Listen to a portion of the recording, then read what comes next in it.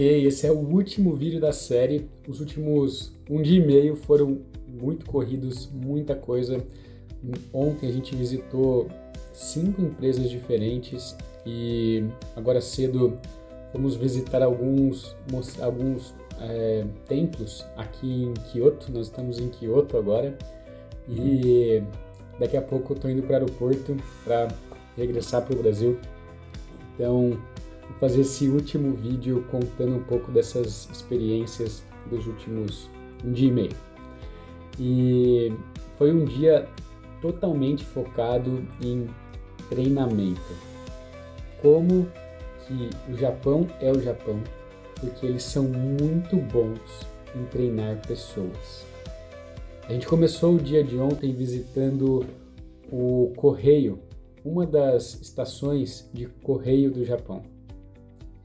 E a supervisora da equipe ali do correio começou a mostrar pra gente como que ela capacita as pessoas primeiro de tudo, que é a primeira coisa que eles fazem quando vão começar a trabalhar, fazer a verificação do carro. Eles olham 52 pontos antes de sair com o carro para garantir que não vão ter problema depois. E fazem isso de uma maneira impressionante.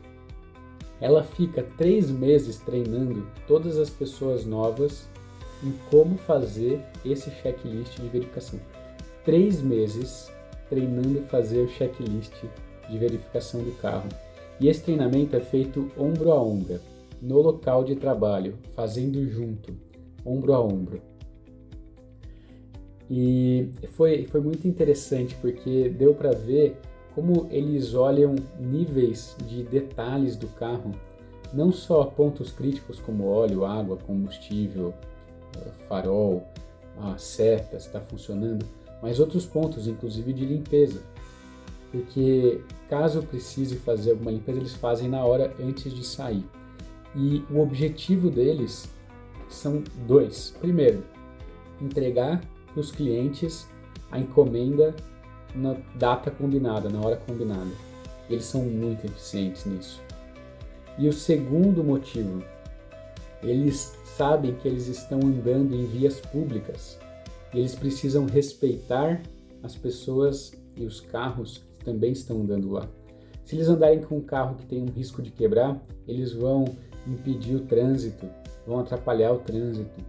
E eles são muito preocupados com esse tipo de coisa. Como é que eu estou atrapalhando o meu entorno? Como é que eu estou impactando o meu entorno? Eles sempre têm essa preocupação.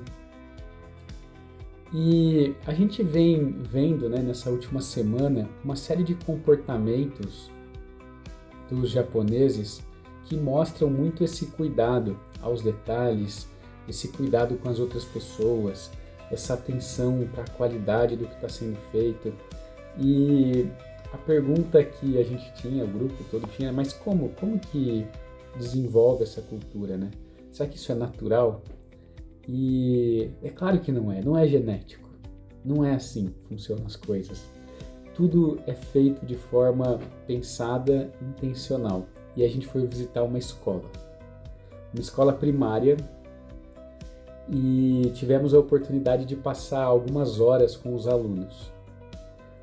Nós chegamos lá, os alunos estavam começando a se preparar para almoçar. E eu não vou mostrar imagens dessa visita porque as fotos têm as crianças e eu não quero compartilhar isso. Mas eu vou contar para vocês e talvez tenha uma ou outra foto que não tem crianças que eu consigo colocar aqui para ilustrar o que eu estou contando. Mas a gente chegou lá, eles estavam se preparando para almoçar. E nós nos dividimos e cada dupla foi ficar junto com uma sala, com as crianças ali do primário, desde o jardim de infância até a 4ª série. E o que aconteceu? Algumas crianças da sala que já estavam selecionadas previamente, elas sabiam que elas iam fazer isso. Elas levantavam, colocavam roupas, avental, capuz, porque elas iam servir as outras crianças. dentro da sala de aula. Eles almoçam dentro da própria sala deles. E aí essas crianças, eram 4 crianças, foram lá, pegaram a comida, com essa roupa, já com luva, com capuz, com tudo, organizaram a mesa ali na frente, onde fica a mesa do professor, colocaram as comidas, e aí os alunos começaram a formar uma fila para pegar a comida deles. E as próprias crianças serviam as crianças. E quem estava servindo sempre perguntava: você vai querer comer isso? Você vai querer comer isso? E servia. E as crianças voltavam e sentavam na mesa para almoçar. Antes deles e eles esperavam todo mundo.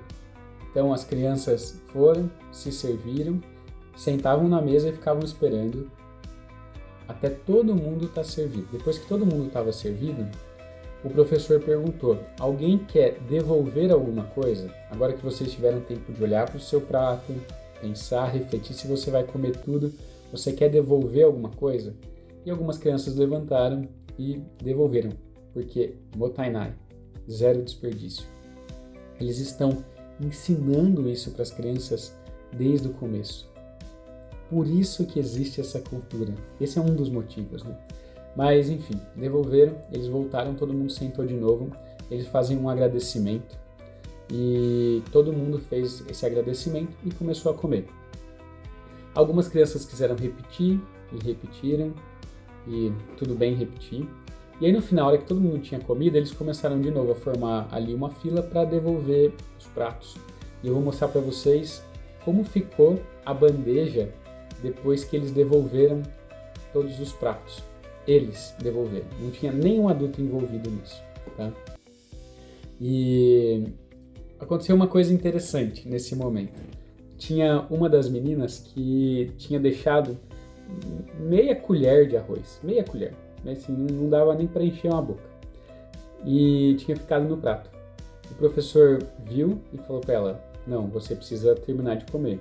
Ela voltou, sentou na mesa dela, comeu, e depois foi lá e colocou o prato. Então, eles não só estão treinando, mas também estão acompanhando, garantindo que as crianças entenderam o que elas têm que fazer, com suporte, com apoio, todos os dias. Eu vou voltar agora lá no correio para mostrar como que eles aplicam isso todos os dias com as pessoas que estão trabalhando. Os entregadores enchem as motos com as entregas que eles vão fazer, e depois que eles fizeram isso, eles têm que passar por essa linha preta que vocês estão vendo no chão. E eles fazem isso todos os dias. Por que isso? Porque a caçamba da moto, cada dia vai ter um peso diferente, um equilíbrio diferente. Então, eles não só estão treinando as pessoas, mas como estão acompanhando para garantir que elas saibam fazer o processo perfeitamente todos os dias. Talvez essa seja uma das únicas coisas que eu vi no Japão que tem variação, porque o peso e o equilíbrio do baú da moto varia, mas mesmo na variação eles criam processos padronizados para garantir que as pessoas sabem trabalhar com essa variação. Então isso que vocês estão vendo agora não é um treinamento, isso é a forma como eles deixam o correio todos os dias. Agora vamos voltar para a escola. O que aconteceu depois do almoço? Depois que estava tudo, eles já tinham terminado de comer, colocaram tudo ali, eles tinham alguns minutos para brincar. E eles foram pro jardim para brincar, um jardim grande, alguns foram jogar bola, tinha bicicleta, tem uma floresta no fundo da escola que as crianças subiam lá para brincar na floresta. E não tinha absolutamente nenhum adulto acompanhando essas crianças. Mas elas estavam respeitando umas às outras e, inclusive, no lugar de pegar a bola, pegar a bicicleta, pegar taco de beisebol e tal, quem controlava ali, quem estava controlando quem pegou o quê para depois devolver, era uma criança. E esse papel ali, ele também rotaciona todos os dias, é uma criança nova que faz esse papel, com checklist. Bom, enquanto as crianças estavam brincando ali no jardim, outras crianças, algumas crianças que são como lideranças ali das suas próprias salas, elas se reuniram para ver o quanto tinha sobrado de comida de todas as salas. Então eles colocam as coisas nos carrinhos e a hora que os carrinhos estão saindo para voltar para a cozinha, essas crianças estão ali avaliando. Será que sobrou muito? Faltou comida? E aí eles fazem esse ransei. E depois que eles observam os carrinhos, eles ainda fazem uma roda, tem um líder, que é uma criança, não tem adulto envolvido. É uma criança, ele começa a perguntar para as outras quais foram as lições aprendidas daquele dia, daquele almoço. E eles começam a contar o que aconteceu na sala deles, o que pode melhorar para o dia seguinte, e esse líder anota, porque isso vai ser enviado para a cozinha, para caso precise aumentar a quantidade de comida, diminuir a quantidade de comida. Eles realmente estão treinando as pessoas para que elas tenham essa cultura maravilhosa desde o começo. Depois que terminou o intervalo, Deu ali, tocou um sinal. Imediatamente todas as crianças voltaram para as salas de aula para começar a limpeza. E são as crianças que limpam a escola inteira. A escola inteira. Os vidros, os corredores, a sala, as mesas. Todo mundo já tem uma clareza do que vai fazer naquele dia, porque eles rotacionam isso também. Tinham os materiais disponíveis, as crianças voltaram e começaram a limpar. E a gente pode imaginar que elas iam achar, nossa, chato, agora tem que limpar, mas elas se divertem fazendo isso, é uma brincadeira. Em vários momentos você via ali eles brincando, um brincando com o outro, e é muito divertido esse momento para eles. E eles tinham ali 20 minutos para fazer essa limpeza, todas as crianças. A escola impecável, não tem nenhuma equipe de limpeza dentro da escola. Zero. Não tem para os banheiros, não tem para a sala, não tem para as áreas em comum, não tem para nada. São as próprias crianças que fazem isso. E então eles fizeram essa limpeza e depois foram para a sala de aula. E aí a gente começa a entender um pouco mais sobre essa cultura, como chegou aonde chegou. A base é muito bem estruturada. E foi muito interessante ver isso. Esse foi, acho que talvez o ponto principal assim, desses últimos 2 dias. A gente, depois de visitar a escola, tivemos algumas palestras ainda com o Sr. Mezawa, com o Paul Akers, que foi sensacional, foi fantástico, muitas lições aprendidas. E hoje de manhã, a gente foi visitar alguns templos aqui em Kyoto.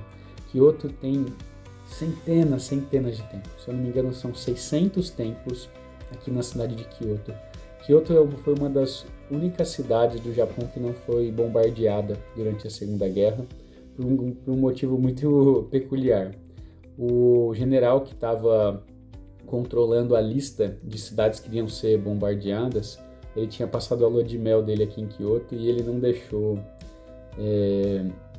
bombardear, que me levou a pensar que se a gente quer ter empatia com outras pessoas, a gente precisa conhecer elas, né?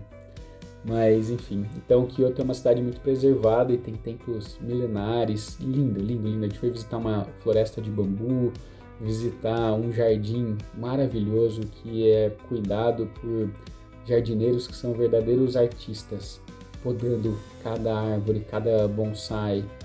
É muito impressionante, assim. A gente inclusive teve a sorte de se encontrar com um jardineiro que estava trabalhando ali naquele momento, e com 2 deles, na verdade, e ele estava contando que geralmente ele leva 3 horas para podar cada árvore.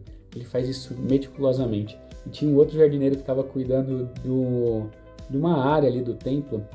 Eles têm muito musgo, que eles respeitam muito o musgo, e em muitos lugares não tem grama, tem musgo. E ele estava tirando o mato ali do meio do musgo com também um cuidado, uma paciência. Você vê o resultado dessa educação sendo refletida no trabalho, no respeito que as pessoas têm por todos os recursos e pelas próprias pessoas, né? No livro Elimine o Desleixo, do Paul Akers, ele diz isso: respeito pelas pessoas e respeito pelos recursos. E é isso que a gente vê aqui no Japão, do começo ao fim. E o quanto a gente é desleixado. A gente é muito desleixado. O contraste aqui fica muito evidente. E essa talvez tenha sido a principal lição dessa viagem toda. Elimine o desleixo e se apaixone pela precisão. Espero que vocês tenham gostado dessa série.